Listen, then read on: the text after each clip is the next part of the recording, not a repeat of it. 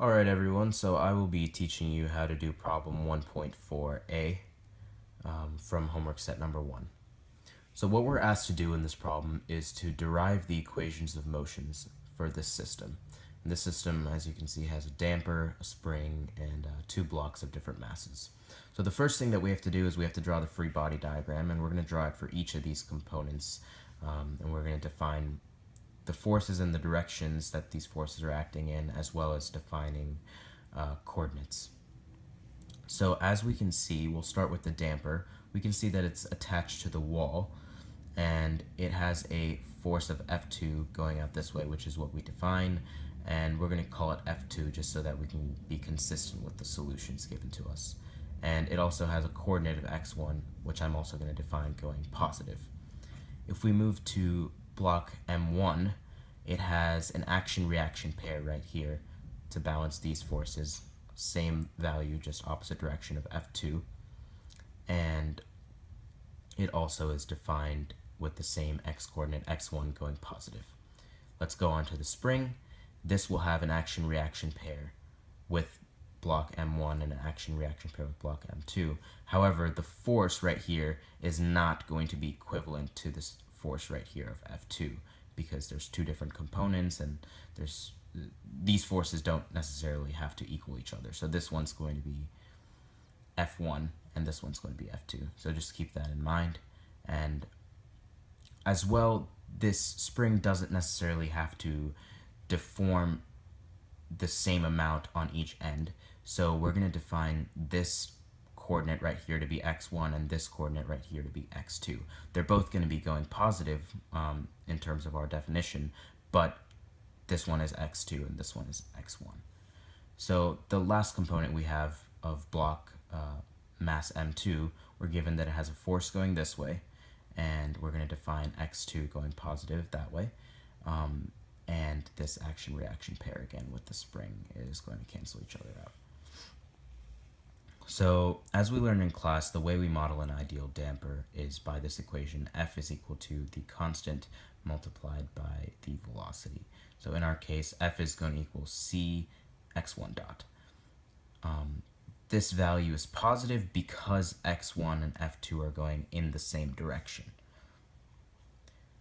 Let's move on to the spring. As we learned in class, the way you model an ideal spring is by this equation. F is equal to, again, the spring constant multiplied by, instead of the velocity in this case, this is just going to be the position,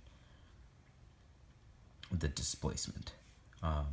So here, F1 is going to be equal to k multiplied by, since we have two coordinates right here, x1 and x2, it's going to be a function of these two coordinates, and since x2 is going in the same direction as f1, this is going to be positive, but since x1 is going in opposite direction of f1, this is going to be negative. So it's going to be f1 is equal to k parentheses x2 minus f1, x2 minus x1, because x1 is in opposite direction of f1.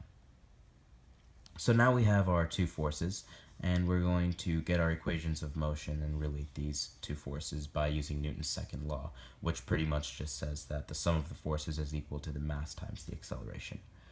So if we look at block M1 first, we're going to sum the forces on here and say that it's equal to M1 multiplied by the acceleration. So the sum of the forces here, as we can see, there's two forces acting on it, F1 and F2. F1 is positive, F2 is negative. So F1 minus F2 is going to equal M1 times the acceleration of block, the acceleration x1. Sorry, there should have been a 1 there. Okay, so now we already have what F1 is and what F2 is, so we just have to substitute it in, which is what I did right here. So you substitute the value and the values and you rearrange them, and you get this equation right here. M1 x1 double dot plus c x1 dot minus k x2 minus x1. If you look in the solutions, instead of a negative sign right here, there's a positive sign. And the reason she did that is she just made this positive, but you can do that by just changing this to a positive sign and then rearranging what's in this parentheses just flipping it. So instead of being x2 minus x1, it'll be x1 minus x2. So this will be our first equation of motion. So now if we look at block M2, we do the same thing that we did, use Newton's second law to get this second equation of motion. And as we can see, there's a force F acting positive and a force F1 acting negative. So F minus F1 is equal to M2 x double dot of x2. So we again substitute what we have for F1 right here into this. So we will get F is equal to M2 x2 double dot plus K x2 minus x1. And that's going to be our second equation of motion. Thank you.